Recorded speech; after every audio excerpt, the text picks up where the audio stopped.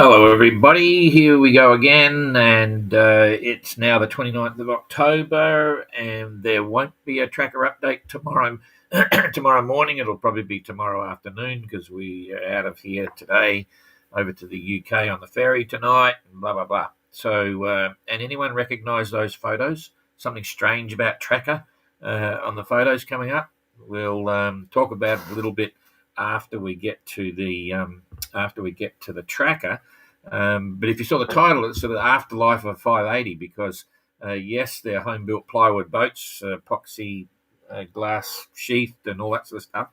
And I know some people think that it's just a little throwaway box. It's not. It's actually, if someone looks after it for a long time, it could last 100 years. It comes down to maintenance and so on. But they're as good as any boat that's around. And Tracker had a very interesting.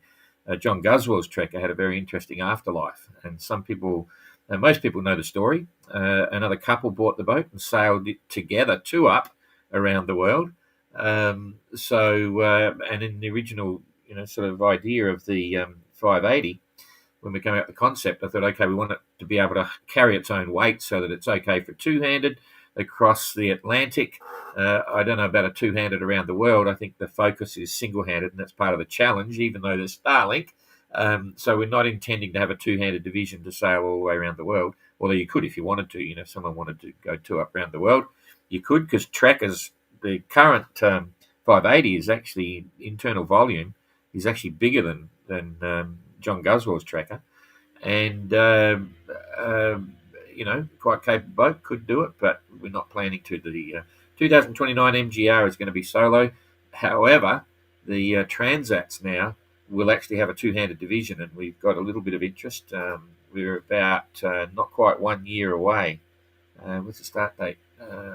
Jeepers, I better check that. We might be 1 year out from the 26 Transat. So I better check the start date. I forget now. Anyway, I'll show you the pictures, talk about the story, and go from there once we get the. In fact, the other thing is the longevity. This is actually an interesting thing. See that there?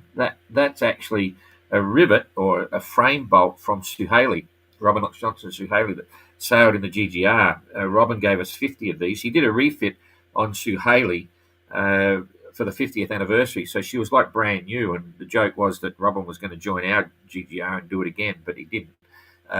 Anyway, during the refit, they removed a lot of these rivets. Some people say bolts, whatever. And he gave us 50 of them. And every one of the GGR finishes in our GGR that finishes gets one of those bolts, which is a classic icon, because now Suhaili, of course, was built in India. So she must, I forget how old she is now. It must have been 1, 2, 3, 4 years, maybe. I forget the exact, or maybe 3 years before the first GGR. So that would be, what's that? 18, 5, 6, 7, 8, 9, 10, 11, 12. So it must be about 63 years old or something, 62, 63. Something like that. Anyway, we got one of the bolts, and I get one because I'm the boss, So quite treasured memento from Robin. He's an amazing guy. He's 86 now. He just did a trip up to the ice up north. He's 86. Yeah, 86 now. Him and his mates in his cruising boat, not in Suhaili. He's got a FAR 52, I think it is. So quite a guy, quite an inspiration. Anyway. So boats do last a long time, Suhaili's still kicking on and looking really good. So the 580s, they'll be here long after I'm gone, and it'd be fun to look back and see what's happening in 20 years even. Will I be here in 20 years? Hope so, touch wood. Anyway, we've got some people there now, so we'll get onto the tracker and see what's happening. I got some interesting reports yesterday. Hang on, there we go. So you're on the tracker. Now I'm going over to the tracker. So you should still be hearing me. There we go. Long way to go, but it's quite exciting. This is what we've been waiting for, and it's all being very good to us at the moment, touch wood. Weather looks good, so fingers crossed. Anyway, the big news was Kerry. We thought, why is he going down south? He's got bugger all power. He's lost his solar panels, but I'll explain it all when we read you the report. And he's not able to get onto Starlink. He's worried about not being able to get windy and see where the currents are and things like that. So he's at a bit of a loss, and it just goes to show Kerry's been plagued by gear problems ever since the start. It wasn't the wind vane; it was the solar panels getting wiped out, and then water down below, electricals, and all sorts of stuff. So, and it's obviously affected his performance, planning, preparation, execution, and anyway, the story is still yet to be told. I'm not thinking straight here. Here we go, all looking pretty good. Nice big bunch of boats, and just to give you a perspective, front to back, there's about 65 miles in it at the moment. It's still pretty much bunched together.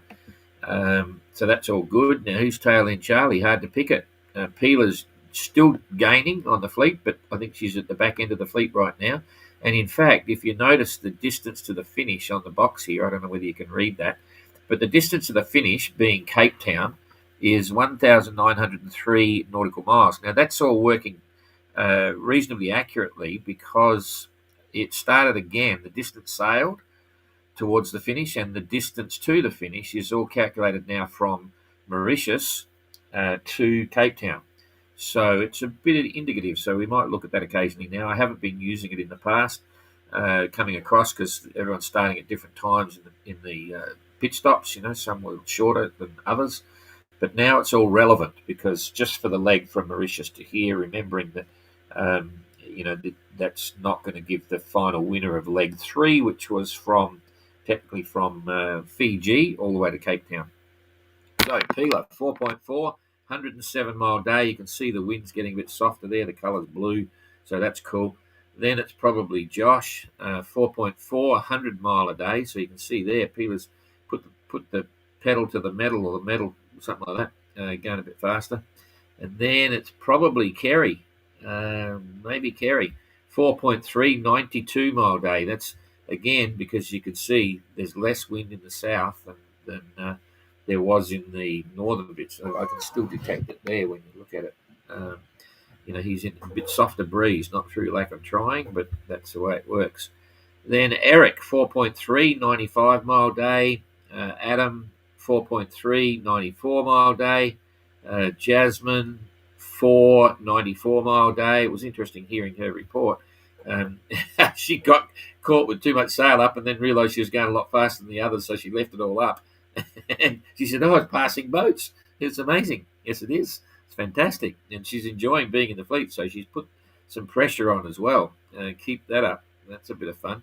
Then we got Ayrton still hanging in there at the lead of the middle, or up the front of the middle bunch. So how long it'll last, who knows? 4.5, 95 mile day. Christian gone out wide. You can see when you do this sort of stuff, out that way and then this way. If you straighten that out, he'd be further towards the front. So straight line sailing is the name of the game. 3.8 knots and 95 mile day. So sort of holding position. Jacob's up there. He had a bad start, with getting heat stroke and stuff, but he's on the ball now. Looks pretty right, and it shows in his performance. 101 nautical mile. Speed is 4.5 knots, so that's cool. Dan pulled in behind in the wake of Capuchinet, so that he's got smooth water, no doubt. Keeping Renault honest. 5.2. Now that's okay. 5.2 and 108 mile day. And Renault, there you go. Every bloody day. 112 mile day. That's the biggest for the fleet, I think. Yeah. Maybe Pila. I got to have a look. 5.4. So still stretching it out. Pila was, I think Renault's got the fastest for the day. He just keeps piling it on. And anyway, it was interesting. It was interesting listening to his comments from his video as well. Anyway, where are they headed? Here they go. They're all basically heading towards the bottom here, because that's what the forecast is showing for breeze. So let's just do a quick bounce through for the next couple of days. First of all, I'll see they're all doing 100 and something mile days. So in the first day, there's like a lottery. I'll try and guess it, but there's 100, 120 mile days. So in 1 day's time, when we're looking at the weather, they're going to be just off the tip here. And then the second day, assuming they've got the breeze, they're going to be another another probably 120 down the bottom. So in the next 2 days' weather, which we're going to look at right now, that's where they'll be, relatively speaking. So now I think I'll make it a bit smaller just to show what's happening, because you can see that dead spot down in the southeast. Okay, so hit that. Here we go, every 3 hours, 2, 3. Plenty of breeze, increasing. It's increasing. So nice breeze all the way through. Nothing too dramatic, but very good sailing. Perfect sailing again. That's first day. Next day, packing up around the side, but they won't quite get there. So, it's going quiet. So the tail enders, that's interesting, because some of the boats will be here. They were there for the first day, and they're coming over to here the second day. So there's only 65 mile in it, but the leaders might get a bit of a break. The sea's going to build up there. So that's only 36 hours. So here we go to 24 hours, or everyone's going to be pushed through with that. So there we go. There's the next 2 days. And while we're here, so in 2 days' time, they're going to be in this. That's solid. That's 25 to 30, maybe gusting. No, shouldn't be too many squalls because it's consistent. But the sea will be up. So we'll look at the sea there. Yep, the sea's going up over 3 meters there, and it's going 3.5, 4. In that darker red in the middle, they'll be approaching that. And in the bigger, wider world, in the scheme of things, that's where it's coming from. So let's just look at what that's generating. Look at that. This is perfect for the guys and girls. Running off the back of a high here is great, because it's going to give them the right wind direction. So the long range forecast that we've been all talking about is sort of coming true. That's going to drive the weather now for the next couple of days, depending on how quick the center of the high moves out to the east. So let's just keep it rolling and see what happens. So imagine now they're underneath in this little blow spot. It's a squeeze from the gradient here coming up to the island. It's squeezing there around the bottom corner. That's powerful. Jeepers. This is a strong high, very strong high. Okay, so hit that, and we'll keep pushing it through. We'll go to. Sorry. Jeepers.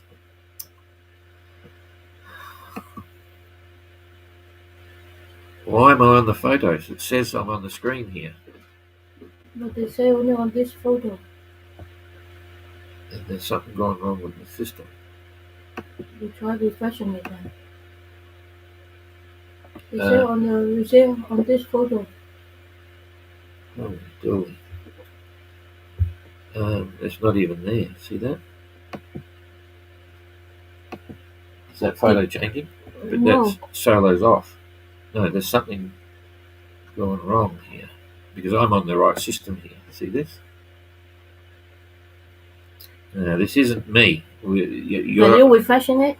Okay, so okay. So I'm going to refresh the whole lot and see what happens. But this is a system problem. It's not me. Reload the site.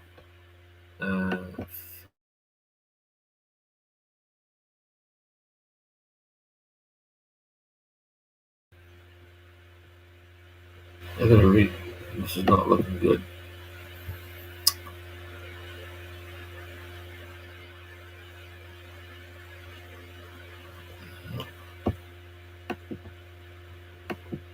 No, not changing.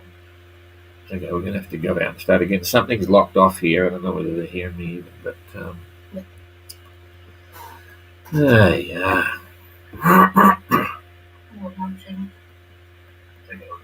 No. Okay, we're going to have to shut this one down. It's not taking the reload.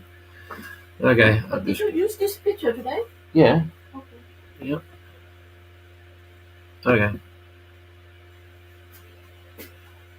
But next time you can see here, people tell you. No, but I can't see that when I'm online.